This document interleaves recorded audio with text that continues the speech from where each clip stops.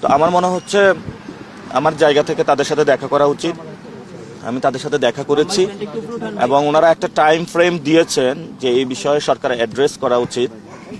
তবে যে কজটা এটা যাতে না হারায়, শহীদ ওসমান হাদি ভাইয়ের হত্যার বিচার, এই পর্যন্ত বিচার নিয়ে স্পষ্ট কোনো বার্তা সরকার থেকে আসে নাই। আমরা মনে করি যে সরকার থেকে স্পষ্ট বার্তা আসবে এবং যেহেতু আমার এখানে আমি ইলেকশন করতেছি কনস্টিটিউয়েন্সিতে, সেখানে যে কোনো ন্যায্য দাবির এবং যারা করে তাদের কাছে আমার যাওয়া উচিত। সেই জায়গা থেকে আমার দায়িত্ববোধ থেকে এখানে আমি এসেছি।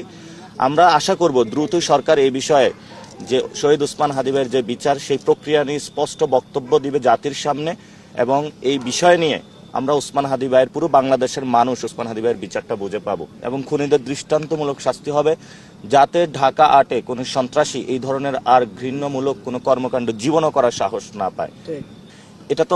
এটা কোনো সরকার না, এটা হলো বিচার ব্যবস্থার উপরে। আমাদের বিচার ব্যবস্থা খুবই ভঙ্গুর পর্যায়ে, বিচার ব্যবস্থা সুসংহত করা হয় নাই বলে কিন্তু আজকে এই অবস্থা।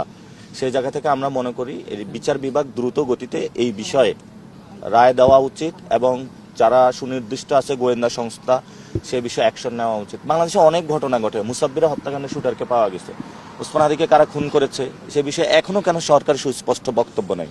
সরকারের এই বিষয়ে মুখ খোলা উচিত।